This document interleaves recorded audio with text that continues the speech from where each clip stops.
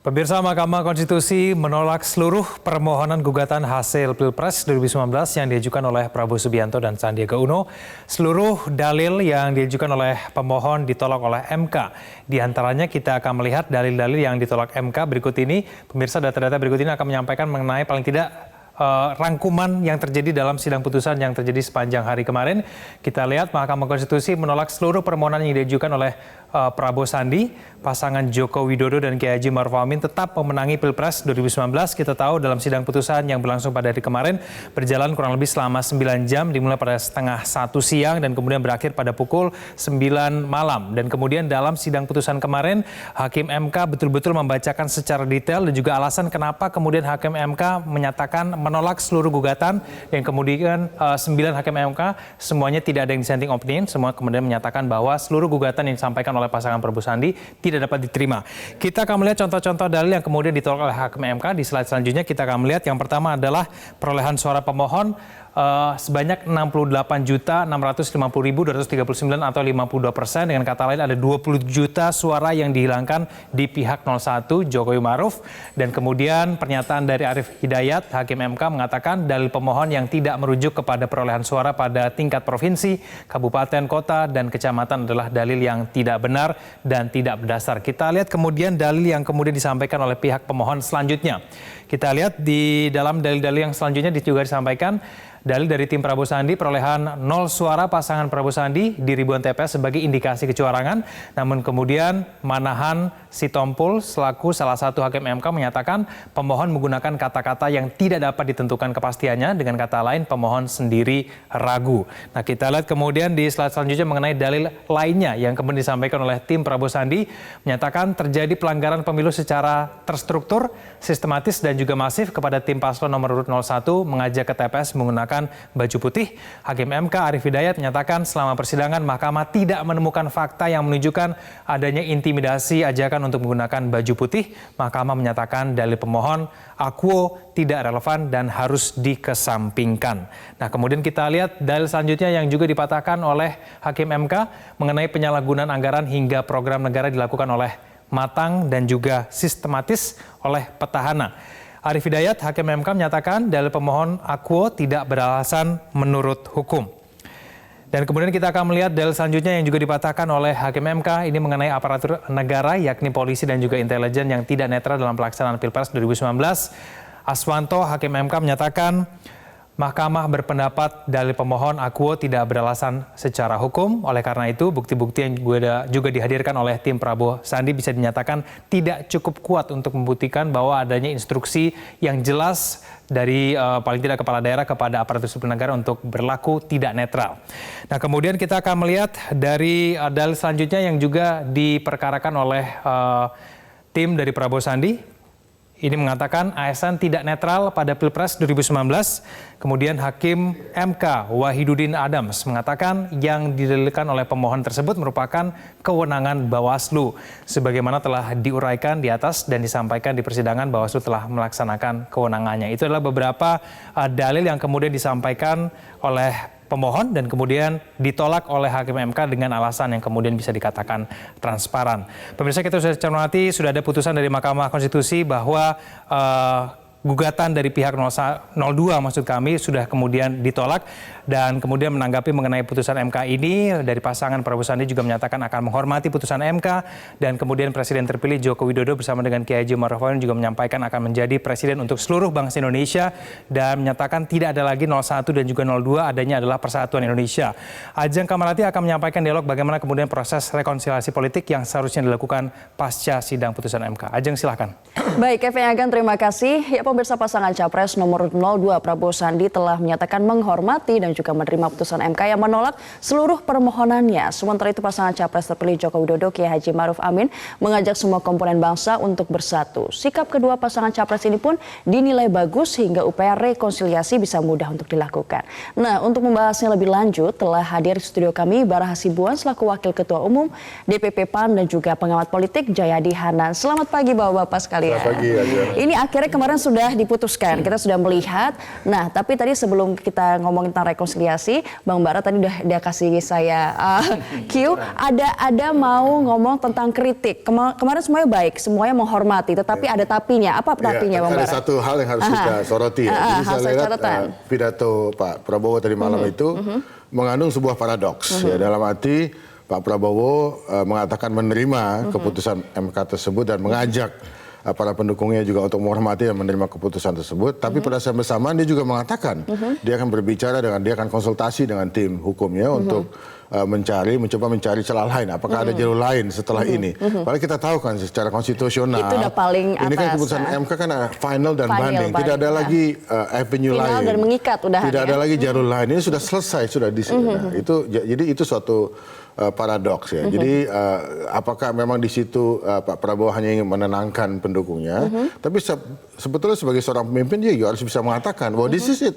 Ini sudah kita tidak bisa kemana-mana lagi. Ini hasil harus kita terima walaupun memang kita sedih, walaupun terasa pahit ya. Tapi harus legowo sepenuhnya, tidak ada tapi lagi. Dan yang kedua, dia tidak memberikan selamat kepada Pak Jokowi yang sudah menang secara resmi, secara legal gitu.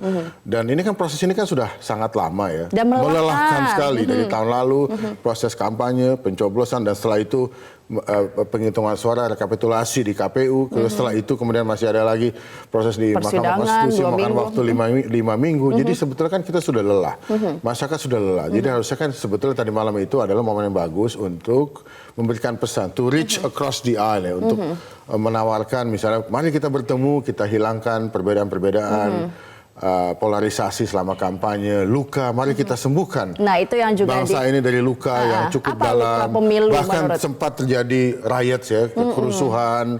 Itu kan semua harus kita sembuhkan. Itu luka masyarakat juga berarti. Iya dong. Sehingga kita harus move on sebagai bangsa. Yang harus kita tempatkan adalah yang prioritaskan adalah kepentingan bangsa di atas segala-galanya. Saya kasih contoh juga pada waktu pemilihan presiden Amerika tahun 2000, Bush Junior lawan Al Gore. Nah itu juga prosesnya sampai ke Mahkamah Agung Amerika. Nah, waktu itu yang dituntut oleh Gore adalah Gore yang ke Mahkamah Agung adalah supaya dilakukan penghitungan suara ulang di negara bagian Florida. Kalau itu dilakukan, sudah pasti Gore akan menang. Tapi Mahkamah Agung menolak. Kita ingat itu. Menolak. Tapi kemudian apa dilakukan setelah keputusan itu? Langsung Gore itu tampil di TV memberikan yang namanya concession speech, pidato untuk mengakui kalahan, dan dia berkatakan barusan saja saya menelpon Bush untuk mengucapkan selamat dan saya mengajak bertemu untuk bagaimana kita bisa menyatukan kembali rakyat Amerika, menghilangkan kembali divisi-divisi, perbedaan-perbedaan selama kampanye. Itu yang penting sekali. Di sana masyarakatnya sudah jauh lebih dewasa. Kalau kita kan demokrasi langsung kita masih baru, ini kan masih mencari bentuk dan rakyat juga belum terlalu dewasa. Masih ada hal-hal yang memang mempengaruhi emosi dari rakyat. Jadi ini sebetulnya harus tanggung jawab pemimpin untuk merangkul semuanya. Untuk merangkul semua. Oke, Mas Jayadi, apa yang harus dilakukan setelah kemarin keputusan lalu kita harus rekonsiliasi? Apa yang lakukan kedua pemimpin-pemimpin ini atau capres-capres ini? Sebetulnya kan proses tanda-tanda rekonsiliatif itu sudah muncul sejak awal ya. Pertama maju ke MK. Itu kan mengapa maju ke MK itu penting untuk rekonsiliasi? Karena rekonsiliasi tidak akan terjadi kalau kita tidak tahu endingnya proses ini di mana. Jadi dengan majunya ke MK kita tahu, oh berarti akan ada endingnya di sini. Kita tahu itu. Yang kedua kemudian ada pesan-pesan rekonsiliatif dari kedua pihak, ya dari Pak Prabowo misalnya beberapa hari ini mengatakan tidak perlu berunjuk rasa di MK, cukup di rumah dan sebagainya. Itu kan pesan-pesan rekonsiliatif. Nah seharusnya itu gongnya itu harusnya tadi malam. Pas speech itu pas pidato kemarin. Jadi itu menjadi momen non partisan lagi harusnya. Dia tidak lagi dia sudah istilah Bang Bara itu sudah cross the aisle. Jadi saya tuh sebetulnya berharap tadi malam tuh itu dijadi semacam momen kenegarawanan dari kedua pihak. Jadi iya kita berbeda. Kita tetap yakin bahwa kita menang, boleh aja bilang begitu, tetapi ini keputusan yang harus kita terima, karena itu kita ucapkan selamat kepada Presiden terpilih, kita dukung dia dengan cara yang bisa dengan kritik dan sebagainya, tapi ini saatnya untuk move on, kan kira-kira gitu. Cuma itu tidak terjadi. Kemarin tidak terjadi, apakah ini bisa dibenahi gitu, Bang Bara sama Mas? Secara umum kan kalau kita lihat pidatonya Pak Prabowo itu pesan rekonsiliatifnya jelas, penerimaannya kan cukup jelas Legowonya gitu. sudah terbaca lah ya. Ya menerima gitu kan. Cuman sedikit kurang, bukan sedikit ya, agak kurang itu harus dilanjutkan. Menerima itu berarti kan menghormati keputusannya, lalu kemudian mengakui hasilnya ya. Meskipun itu secara katakanlah karena berdasarkan hukum. Kalau kita kutip Al Gore itu kan banyak orang bilang itu George Bush kan presiden versi MA, versi Mahkamah Agung. Karena Dan itu kemarin tipis loh, 5 dan 4. jadi di tipis Florida banget, itu Kemarin itu unanimous, Jauh, iya, 9 unanimous, hakim agung, hakim konstitusi itu setuju semua. betul. Tidak ada satupun dissenting opinion. Dan kalau kita lihat kan deciding factornya di Florida itu kan, kata Mahkamah Agung Amerika, Bush unggul 537 suara. Itu cuma 0,09% dari Kurang dari Itu 1% kan bahkan. kemudian dibuktikan ada kesalahan karena orang-orang tua itu tidak bisa lihat secara jelas. Jadi kalau dilakukan pemilihan ulang PSU kalau sistem kita kemungkinan itu. kemungkinan besar 90% Akan berbeda. Gore akan menang. Dan kalau Gore menang Florida ya sudah. Iya. Dia kan yang menjadi Dan kalau presiden. dalam konteks Indonesia itu bisa bisa menuduh terjadi kecurangan TSM. Iya, TSM itu kan Jeb Bush atau siapa yang gubernur di Florida? Jeb Bush. Jeb Bush kan adiknya George W. Kalau misalnya apa yang harus dilakukan ke depannya agar ini bisa rekonsiliasi ini bisa sempurna karena masih ada kurangnya kemarin katanya kan speech-nya. Pidatonya Pak Jokowi itu sangat bagus, sangat menunjukkan sikap kenegarawannya untuk mengajak ya pihak Pak Prabowo dan memang di mana-mana Ajeng ya kunci keberhasilan rekonsiliasi dari sebuah pemilihan presiden yang tajam, yang bitter gitu ya, yang sangat terpolarisasi itu adalah sikap dari pihak yang kalah. Ya. Pihak yang kalah itu harus bisa menerima hasil tersebut, walaupun memang terasa pahit, terasa berat. Hanya itulah kunci keberhasilan dari sebuah rekonsiliasi dan jadi mengajak memang kunci di pemimpinnya untuk mengajak sebenarnya kuncinya di sini. Sebetulnya Ya? Dan apalagi sikap yang ditunjukkan oleh pihak yang kalah itu adalah kunci keberhasilan dari rekonsiliasi. Gitu. Oke, nanti kita lanjutkan lagi, kita break sebentar, kita akan kembali lagi usai jeda pariwara berikutnya. Tetaplah di Metro Pagi Prime Time.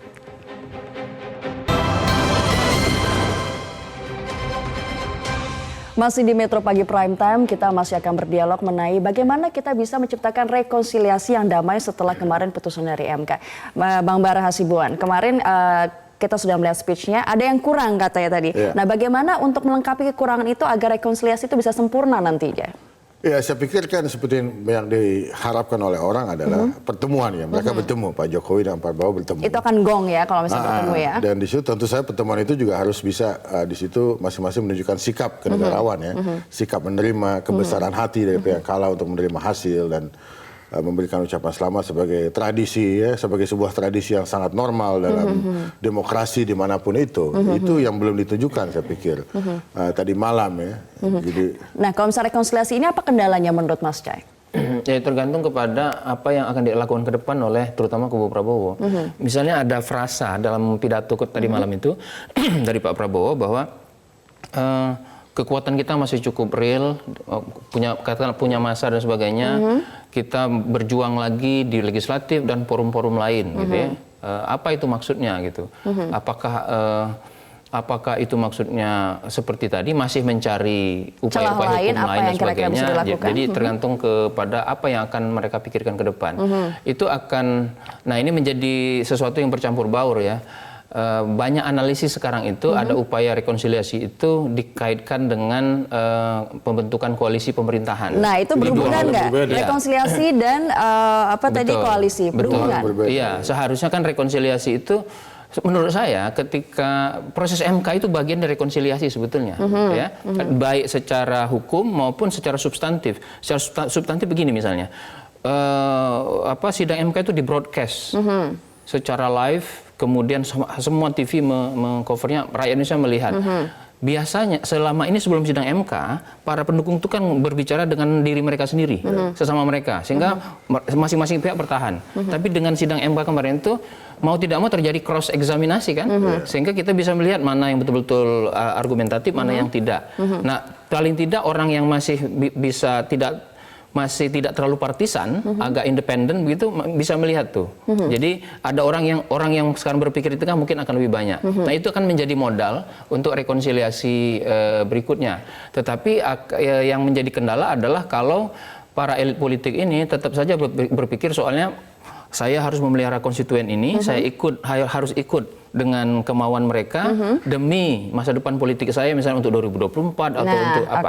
Itu yang akan menjadi kendala. Jadi intinya tuh sikap elit sebetulnya. Sikap elit bagaimana? Dan perilaku elit. Tadi yang menarik rekonsiliasi ujungnya koalisi nggak? Nah, Bang Bara tadi bilang langsung enggak, dua hal yang berbeda. Kenapa dua hal yang berbeda? Gimana maksudnya? Ya, rekonsiliasi itu kan sesuatu untuk bagaimana kita berdamai setelah kompetisi politik dalam hal ini pemilihan presiden yang sangat tajam, yang sangat menimbulkan polarisasi panas di masyarakat. Itu yang penting. Dan di lapangan pun juga belum sepenuhnya dingin suasananya, kan masih ada ya, suasananya masih cukup panas. Jadi kalau dua pemimpin itu bertemu, itu kan sedikit banyak akan berpengaruh ke bawah. Karena itu ngikut tadi masanya, seperti yang Mas Jai bilang ya. Iya, itu sebetulnya kan tujuan utama dari yang dikemukakan atau konsep rekonsiliasi tersebut. Gitu. Ya, apakah akomodasi menjadi, maksudnya misalnya Gerindra masuk kabinet itu menjadi bagian dari rekonsiliasi, itu pilihan. Boleh saja, tidak secara politik tidak ada masalah. Tapi ketika kita udah bicara pemerintahan ke depan, itu kita bicara soal bagaimana menjalankan pemerintahan secara efektif. Itu kan yang pokok. Nah, minimal ada dua yang diperlukan secara politik. Satu, kekuatan mayoritas yang dimiliki oleh presiden yang berkuasa. Satu. Tapi pada saat yang sama kita memerlukan kekuatan yang bisa kritis kepada pemerintahan berkuasa. Checks and balance. Jadi sehingga checks and balance-nya itu bisa berlangsung dengan adanya oposisi. Jadi diperlukan tanda kutip, kalau orang tidak menggunakan istilah oposisi, tanda kutip oposisi yang cukup signifikan. Yang kritis. Nah, bayangkan kalau misalnya loyal opposition. Loyal, critical, tapi signifikan gitu. Kalau misalnya Gerindra masuk, lalu PAN masuk juga, Demokrat masuk juga misalnya, itu kan jadi 8 lawan 1 dong. 8 lawan 1, dan dari segi ukuran cuma 10% yang berada di luar parlemen. Satu, itu pertama ada risiko koalisi pemerintahan ribut sesama mereka sendiri. Tidak mudah loh mengatur 8 itu. 8 jadi itu sebenarnya bukan ujungnya dari rekonsiliasi ini. Iya, itu bisa menjadi bagian, tetapi menurut saya prinsip dasarnya bukan di situ, fundamennya bukan di situ. Fundamennya adalah sudah dimulai kemarin tadi malam, menerima keputusan. Seharusnya diakui ini adalah final. Kita tidak sebetulnya sudahlah stop. Kita this is the end. Nah, berikutnya itu kita mulai masuk ke agenda berikutnya, menjalankan pemerintahan. Di situ baru mulai bicara soal apakah mau masuk menjadi anggota koalisi atau tidak, apakah tetap di oposisi atau tidak, dan sebagainya. Sebenarnya rekonsiliasi ini kendalanya apa sih? Jadi begini ya, pelajaran terpenting ya dari seluruh proses ini ya, sampai tadi malam ya, Ajeng, adalah kita tahu kan selama kampanye itu banyak sekali retorika elit ya, dan narasi yang penuh dengan kebencian. Juga tuduhan-tuduhan adanya kecurangan ya, secara masif, terstruktur, sistematis dan masif. Kemudian diberikan kesempatan untuk membuktikan itu semua melalui proses hukum yang sangat transparan ya, dan yang kita bisa katakan fair. Dan ternyata itu semua tidak bisa dibuktikan. Jadi itu pelajaran yang paling berharga untuk kedepannya bagi kita sebagai bangsa Indonesia ketika nanti kita melakukan pemilihan-pemilihan berikutnya gitu. Jadi para elit ini harus hati-hati dengan retorikanya, dengan narasinya, karena itu juga menimbulkan polarisasi dan suasana yang sangat mencekam dan membenci satu sama lain di bawah gitu. Jadi kan sekarang di Indonesia ini kan karena sifat society kita yang masih paternalistik, apa yang diucapkan oleh elit itu kemudian menimbulkan efek ke bawah. Efeknya sangat jelas ya. Jadi kita kan setuju kan banyak retorika yang penuh dengan kebencian, terutama kepada Jokowi ya. Juga narasi yang katanya wah di sini penuh dengan kecurangan, segala macam, semua sudah diatur. Tapi ternyata ketika diberikan kesempatan untuk membuktikan secara hukum di forum yang betul-betul transparan dan fair, itu semua tidak bisa dibuktikan gitu. Jadi kedepannya kita harus berhati-hati gitu. Bisa kita dalam kompetisi itu kita melemahkan lawan, tapi itu semua harus ada dasarnya dan tidak bisa lagi kita menggunakan retorika yang penuh dengan kebencian itu.